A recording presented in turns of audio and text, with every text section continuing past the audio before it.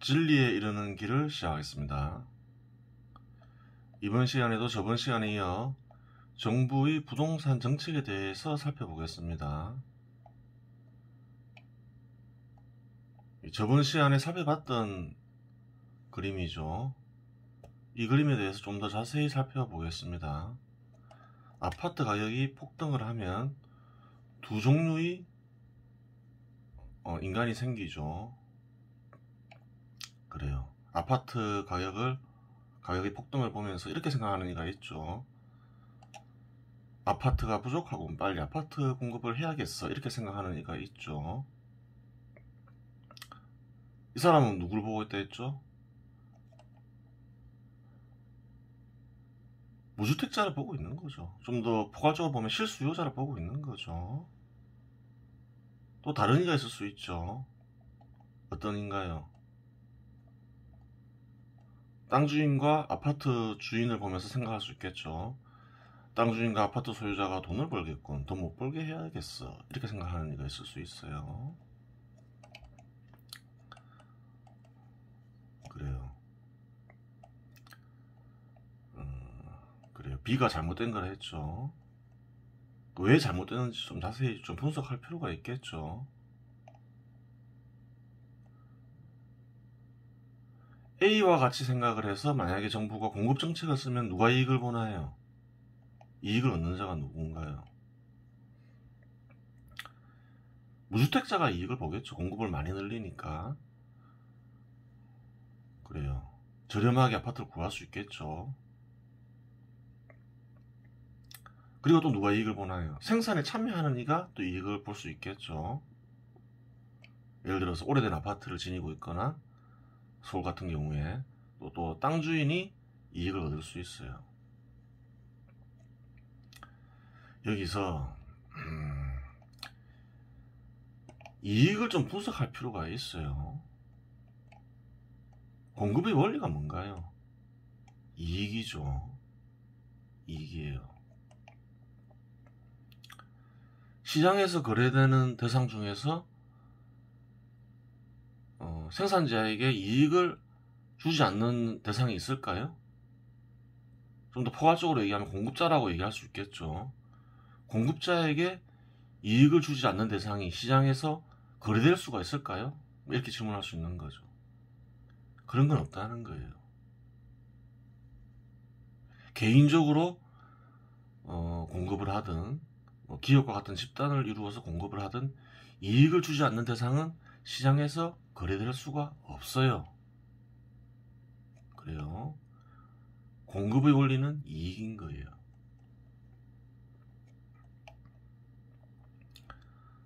그렇죠. 그러면 아파트를 공급하는 이도 무엇에 따라서 공급을 할까요? 이익에 입각해서 공급을 하는 거예요. 그래요. 아파트 가격이 급등을 할 때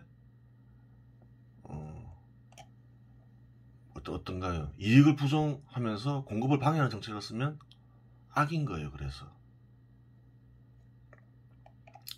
그래요. 땅 주인이나 아파트 주인도 마찬가지라는 거예요. 그 재건축 아파트를 얘기하겠죠. 다른 상품과 마찬가지로 이 사람들도 이익에 입각해서 공급을 한다는 거예요. 건설사도 마찬가지죠. 그렇게 되는 거예요. 이익을 부정하면 안 된다는 거예요. 이익을 부정한다는 말은 공급하지 않겠다는 말인 거죠. 그렇게 되는 거예요. 그래, 공급의 원리예요. 손해보는 자가 있나요? A가 이렇게 공급을 했을 때 거의 없죠. 거의 없어요. 이렇게 생각할 수 있잖아요. 공급을 하지 않으면 아파트 가격이 더 많이 올라가니까 아파트 소유자가 손해보는 자 아니냐, 이렇게 얘기할 수도 있겠죠. 그래요. 대표적인 사람이 1가구 1주택자겠죠. 그런데 그렇게 보면 안 돼요. 사회적으로 기준이 있어야 되는 거예요. 가격에도 기준이 있어야 되는 거죠. 있어야 되겠죠. 가격에서 정의는 어떤 가격일까요? 정의로운 가격은 어떤 가격일까요? 시장에서 형성되는 가격이라는 거예요. 그래요.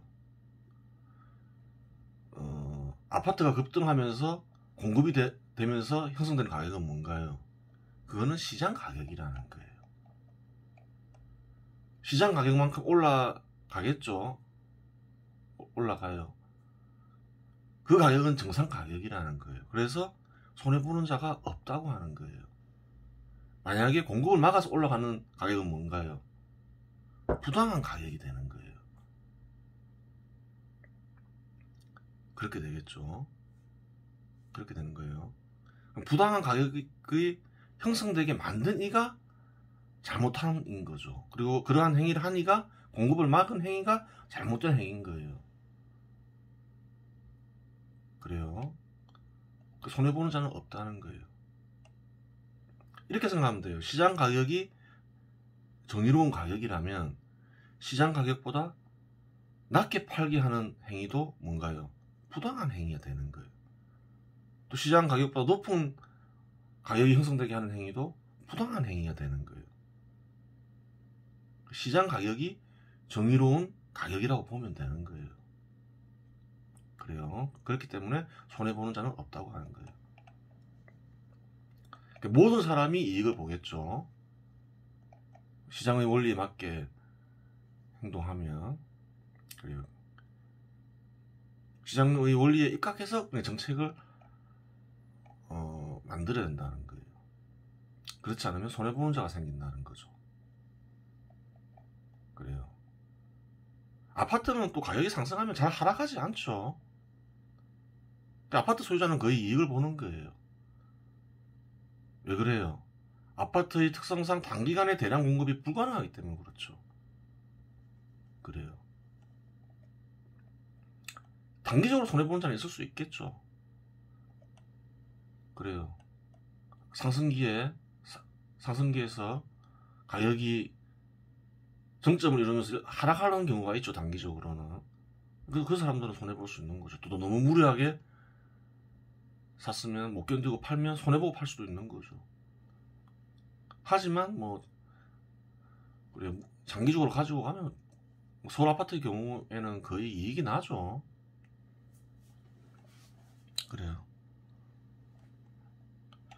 이번 시간엔 대출 정책에 대해서 살펴보겠습니다. 그러면 이제 B의 경우도 살펴봐야 되겠죠. B. 땅 주인과 아파트 소유자가 돈 벌겠고 돈 못 벌게 해야겠어. 이 경우도 한번 살펴봐야 되겠죠. 이익을 얻는 자는 누군가요? 아파트 소유자죠. 그래요. 공급을 억제함으로써 또 아파트 가격이 뛰죠. 아파트 소유자는 이익을 보는 거죠. 손해보는 자는 누군가요? 생산에 참여하는 자, 공급하는 자가 되겠죠. 이익을 못 내게 되니까. 또 누가 되나요? 무주택자가 되겠죠. 집을 구하려는 사람들. 그래요. 실소유자라고 볼 수도 있는 거죠. 손해보는 자죠. 무주택자라 봐야 되겠죠. 무주택자. 1가구 1주택자는 또 아파트를 소유했으니까 손해보는 건 아니죠. 그렇게 되는 거예요. 부동산 대출 정책에 대해서 살펴보겠습니다. 대한민국 정부는 대출 정책을 그래요. 부동산 정책으로 이용하고 있죠. 그래요. 국토교통부 주택시장 안정화 방안을 볼게요. 2019년 12월 16일자에 발표했죠. 전 금융권 가계대출 주택임대 매매업 개인사업자 및 법인대출 대상 적용. 어떻게 적용하나요? 예전에는 주택가격 구간 없이 LTV 40% 적용을 했죠. 근데 그전에는 또 60%였죠. 예전에는 한 4, 5년 전에는. 어떻게 바꿨나요? 9억 원 이하 아파트는 LTV 40%를 적용하고 9억 원 이상 가격하는 아파트는 LTV 20%를 적용하죠. 그래요. 그리고 초고가 아파트에 대한 주택 구입용 주택담보대출 금지한다. 그렇죠. 15억 원 초과하는 아파트를 구매할 때는 대출을 안 해준다고 하는 거죠. 그래요.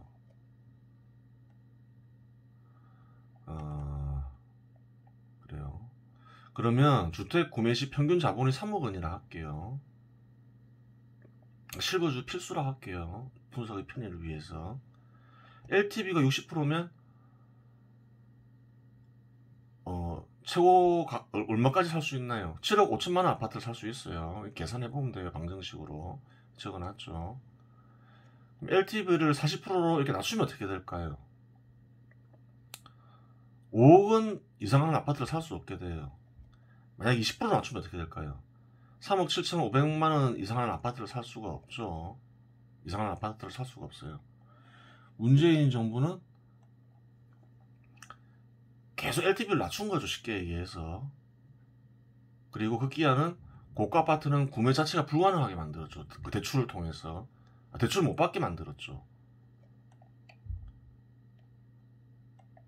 이 정책의 간직된 뜻은 뭔가요? 어떤 생각을 하고 이런 정책을 만들었을까요? 고가 아파트를 사지 못하게 하면 아파트 가격이 안 올라간다 생각하는 거죠. 그래요. 또 구매력을 약화시키는 거죠. 그래요. 고가 아파트를 살 사람이 없어질까요? 이게 대출을 못 제한을 하면 그걸 살펴봐야 된다는 거예요. 그래요. 저가 아파트만 사게 하겠다는 거예요. 고가 아파트 안 올라가니까 아파트 가격이 안 올라간다 생각하는 거예요. 그래요. 저가 아파트 올라가는 거는 그냥 감수하겠다는 거예요. 이제 그 생각이 맞냐 검증을 해봐야 되는 거예요.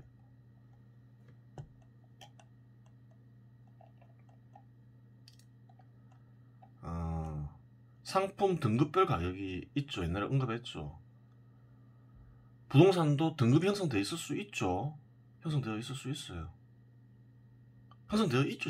실상 뭐 지역별로 형성되어 있기도 하고 면적별로 형성되어 있기도 하고 층별로 형성되어 있기도 하죠. 확인이 가능하죠. 그건 통계 자료로 확인이 가능한 거예요. 그 이외에도 등급을 형성할 수 있는 기준이 있을 수도 있겠죠. 뭐 방향도 될 수도 있고 뭐 그래요. 이제 확인할 수 있는 걸로만 분석을 할게요. 상품 등급별 가격을 언급을 했죠. A등급, B등급, C등급이 있어요. A등급은 15,000원하고 B등급은 만원하고 C등급은 7,000원이에요. 가장 낮은 가격이 올라가요. B등급, B등급, A등급 안 올라갈까요? C등급이 만원 하면 B등급은 만원 그대로 있을까요? 아니라는 거예요. 이치상으로는 C등급이 올라가면 다 올라가게 돼 있죠. 하지만 문재인 정부는 이렇게 생각할 수 있잖아요. 아무리 그렇다 하더라도 이치상 그렇다 하더라도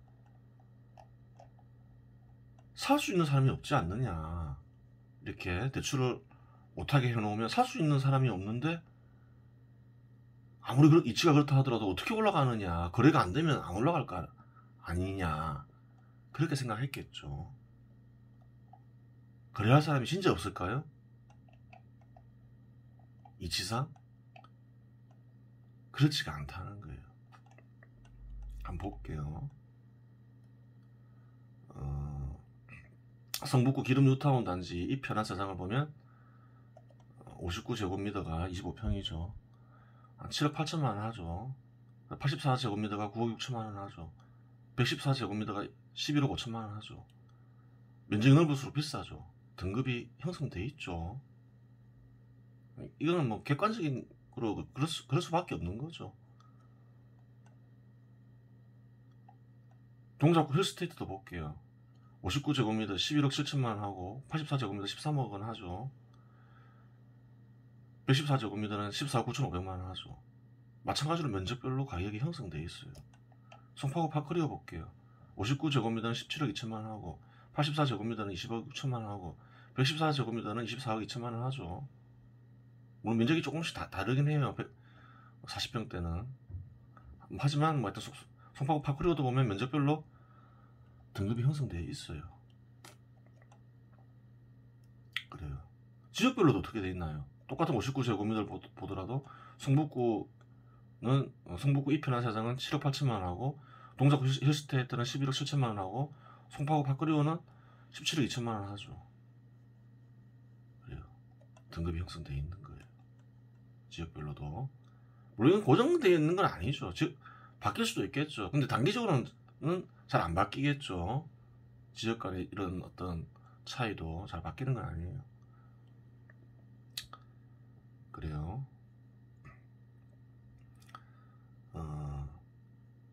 정부가 예를 들어서 성북구 기름 뉴타운 단지 이상은 못 사는 정책을 쓴 거예요. 대출을 대폭 제한하면서. 현 시점에서 거래할 수 있는 거는 이거밖에 없어요. 그러면 수요자가 안 생길까요? 위에 거 살 수 있는 수요자가? 그게 아니라는 거예요. 그게 생각이 짧은 사람이 그렇게 생각하는 거예요. 잘 보세요. 이 편한 세상을 판 사람은 어떨까요? 왜 팔까요? 여러 목적이 있을 수 있죠. 근데 이런 목적을 가진 사람이 있을 수 있어요. 아, 이거를 팔고 면적을 넓혀야 되겠다. 혹은 이것을 팔고 좀 지역을 옮겨봐야 되겠다. 이렇게 생각하는 사람이 있을 수가 있다는 거예요. 그렇죠.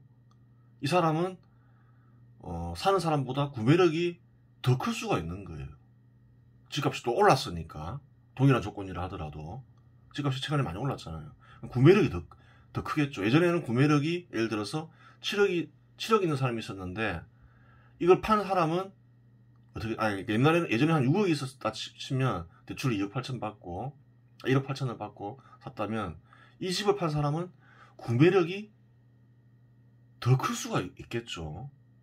그러면 이 사람은 물론 이제 판 사람은 당연히 구매력이 있는 사람이 팔겠죠. 1가구 1주택자인 경우는 왜 파나요? 집을 옮기기 위해서 판다는 거예요. 그래서 이 사람이 옮겼어요. 예를 들어서 면적을 넓힐 수도 있겠지만 동작구 힐스테이트를 샀어요. 사면 또 어떻게 되나요? 이걸 또 누가 파는 이유가 있어야 될 거 아니에요. 그렇죠. 안 팔면 살 수가 없잖아요. 근데 이걸 파니는 또 어떤가요? 이걸 파니는 또 더 큰 구매력을 가진 이가 있을 수 있겠죠. 당연히 더 큰 구매력이 있겠죠. 대체로 보면 면적을 넓히거나 지역을 옮기기 위해서 파는 거죠. 그렇게 되는 거예요. 그래서 또 거래를 하게 되는 거예요. 이걸 사거나 면적을 넓히거나 아니면 지역을 옮기거나 그렇게 되는 거예요. 그래서 정부가 가장 낮은 가격을 지닌 아파트를 사겠다 해서 위에게 거래가 안 되는 게 아니라는 거예요. 더 큰 구매력을 가진 이들이 자연히 발생하는 거예요. 파는 이죠. 팔고 살려는 이죠. 그렇게 되는 거예요. 그래요. 객관적으로 증명이 되는 거죠. 현실에서도 마찬가지겠죠. 현실에서도 파는 이들은 그래요. 집을 옮기려는 이들이 많겠죠. 일반적으로는 더 좋은 집으로 옮기는 거죠. 그래요. 그래서 특정한 시점에서 살 수 있는 가격을 구매력을 떨어뜨렸다 해서 그 위에 더 높은 가격의 아파트가 거래되지 않는 게 아니라는 거예요. 새로운 더 큰 구매력을 지닌 이들이 자연히 나타나게 돼 있다는 거예요. 그렇게 되는 거예요. 그래요. 구간별 공급량을 통해서 분석할 수도 있는 거죠. 3억에서 3억 5천만 원은 500채, 5천만 원 단위로 이렇게 쭉 이렇게 구간을 정할 수 있죠. 그래요. LTV 60%일 때는 어떨까요? 4,500채가 거래되는 거죠. 그래요. 그렇죠. 계산하면 그렇게 돼요. 7억 5천만 원까지 거래할 수 있으니까 이거 다 더하면 되겠죠. 근데 LTV 40%일 경우는 어떻게 되나요? 5억원까지 거래할 수 있는 거죠. 4,000채 되는 거예요. 그래요. 조건은 뭔가요? 3억 원이 있을 때, 3억 원이 있을 때 그렇게 된다는 거예요. 그럼 어떤 경우가 발생하나요? 거품이 발생할 가능성이 있는 거죠. 평균 3억 원 지니고 있다면 예전에는 7억 5천만 원까지 거래할 수가 있는데 LTV를 낮추면 어떻게 되나요? 2천 채만 가지고 거래를 해야 된다는 거예요. 수요량은 그대로인데. 그러면 거품이 발생할 수가 있는 거죠. 꼭 집을 다 사야 되겠다 생각하면 수요량이 변하지 않은 상태에서 공급량이 중개돼 버리잖아요. 그러면 저가 아파트들이 급등을 하겠죠. 그래요. 그러면 뭐랬어요? 등급이 형성되어 있으면 다 올라가는 거죠. 수요가 없는 게 아니라 했죠. 수요가 생긴다 했죠. 다 올라가게 되는 거예요. 원리가. 그래요. 잘 보세요. 그러면 사람들이 어떻게 되나요? 부동산 균형 가격에 입각해서 거래하지 않게 돼요. 뭐에 입각해서 거래하게 되나요? 상품 등급을 보면서 거래하게 되는 거겠죠. 어느 게 정상적인 건가요? 부동산 균형 가격 법칙에 입각해서 거래하는 게 정상적이겠죠. 이건 거품이 아니겠죠. 상품 등급별 가격을 보고 거래하게 되면 어떻게 되나요? 거품이 형성될 수 있다는 거예요. 그렇죠. 수요량이 그냥 몰리면서 그냥 거래돼 버리는 거죠. 부동산 균형 가격이 파괴되면서 거품이 발생할 위험이 있는 거예요. 잘못된 정책이라는 거죠.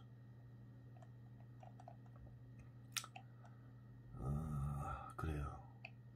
쭉 원리들을 설명해놨죠. 별도로 설명하지 않겠습니다. 그래요. 또 어떤 문제가 있나요? 공정의 문제가 있어요. 공정의 문제가.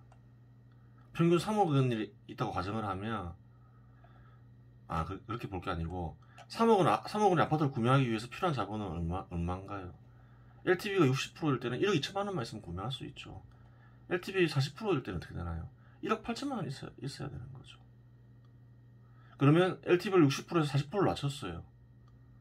3억 원의 아파트를 구매할 수 있는 기회를 박탈당하는 거죠. 그 기회를 박탈하는 거예요. 이건 뭐에 어긋나죠? 공정에 어긋나는 거죠. 공정을 해치는 거예요. 상승시 손해 발생하죠. 근데 하락시 이익이 발생해요. 문재인 정부는 이렇게 얘기할 수 있는 거예요. 하락할 줄 알고 했다. 결과적으로 상승했지만 하락했으면 이익일 거 아니냐. 좋은 뜻으로 했다. 이렇게 얘기할 수 있는 거예요. 하지만 하락할 수도 있고 이익이 날 수도 있고 손해날 수도 있죠. 하락할 수도 있고 상승할 수도 있는 거예요. 그러면 기회를 박탈하는 게 더 큰 죄일까요? 아니면 손해와 아니면 그래요. 이익을 발생시키려고 하기 위해서 기회를 박탈하는 게 올바른 일일까요? 좀 복잡한 문제죠. 근데 사실 이제 손해와 이익은 알 수가 없는 거죠. 하락할지 상승할지. 지금 이 시점도 마찬가지인 거죠. 하락할지 상승할지 말 수 없는 건 아니지만 판단하기 어렵죠. 그건 누구의 판단이 되나요? 개인의 판단이라는 거예요. 개인의 판단. 그러니까 정부가 해줄 수 있는 거는 기회를 제공하는 거예요. 좀 더 좋은 기회를 제공하는 거죠. 개인의 판단에 관여할 게 못 되는 거죠. 그래요. 그렇게 되는 거예요. 기회를 박탈하는 것은 공정을 해치는 거죠. 다른 경우도 생각해 볼 수 있겠죠. 6억 원 아파트를 구매하기 위해 필요한 자본은 얼마인가요? LTV 60%일 때 2억 4천만 원이죠. LTV 40%일 때 3억 6천만 원이죠. 그래요. 그러면 2억 4천만 원 있는 LTV가 낮아짐으로써 6억원 아파트를 살 수 없게 되는 거죠. 또 어떤 경우가 있나요? 3억 6천만 원이 있으면 LTV가 60%일 때 9억원 아파트를 살 수가 있는 거죠. 그래요. 이 경우도 한번 볼게요. 성북구 기름 뉴타운 4단지가 2020년 1월달에 얼마였나요? 한 6억 정도 했죠. 6억 1750만원. 8월달에 얼마나요? 7억 7,500만원이에요. 그래, 한 1억 5,750만원 올랐죠. 25% 올랐어요. 그래요. 근데 LTV를 낮추지 않았으면 그 사람은 9억원짜리 아파트를 살 수 있었죠. 노원구 건영 3사가 1월달에 한 9억원 했어요. 9억 1천만원. 8월달에 얼마까지 올랐나요? 11억원까지 올랐어요. 층도 비슷하죠. 그럼 1억 9천만원을 벌 수 있었다는 거예요. LTV에 제한을 받음으로써 손해가 발생한 거죠. 4천만원 더 벌 수 있었던 거죠. 그렇게 되는 거예요. 정부가 제공하는 거는 더 좋은 기회를 줘야 되는 거죠. 물론 이제 위험은 따져야 되겠지만 60% 정도면 위험하지 않죠. 과거 데이터를 쭉 분석하면. 그래요. 기회를 박탈한 결과, 기회를 박탈하면 안 된다는 거예요. 손해나고 이익나는 건 개인의 판단이라는 거예요. 개인이 기회를 박탈해서는 안 된다는 거죠. 그거는 나쁜 짓인 거죠. 그래요. 공정도 해친 거예요. 쉽게 얘기해서. 그래요. 대출 정책을 살펴봤어요. 올바른 대출 정책은 뭔가요? 위험을 관리한다 생각하고 해야 되는 거예요. 그렇게 하지 않으면 공정을 해치게 되고 버블을 일으키는 거죠. 다 그 과학적으로 검증을 했죠. 임대료 상승이 자꾸 하죠. 임대료 상승. 대한민국에서 좀 살펴볼 필요가 있겠죠. 볼게요. 대한민국 정부는 어떤 정책을 썼나요? 다주택자, 임대사업자도 포함되죠. 매도를 압박하고 매수를 불가능하게 만들었죠. 실수요자는 실거주 요건 강화를 했죠. 그러면 다주택자가 실수요자에게 아파트 한 채를 판매한다 가정할게요. 그럼 어떻게 되나요? 임대주택 공급량 한 채가 감소하죠. 그렇죠. 팔고 거주하니까. 임대주택 수요량도 한 채 감소하죠. 만약에 이 실수요자가 이제 무주택자라고 가정하면 임대로 살았을 거니까, 임차에서 살았을 거니까. 그럼 어떻게 되나요? 공급량도 한 채 감소하고 수요량도 한 채 감소했으니까 시장에는 아무런 변화가 없죠. 아무런 영향이 없는 거예요. 그럼 건설사가 실수요자에게 아파트 한 채를 판매했다 가정할게요.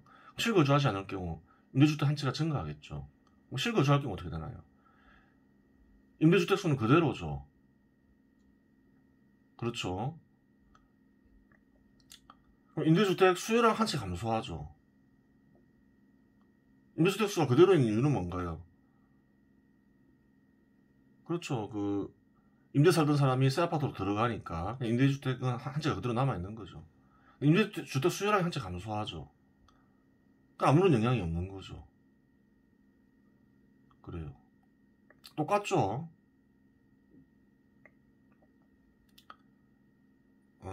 임대주택 수요량이 한 채 감소하고 임대주택 수 그대로. 임대주택 수가 그대로니까 아무런 영향이 없어야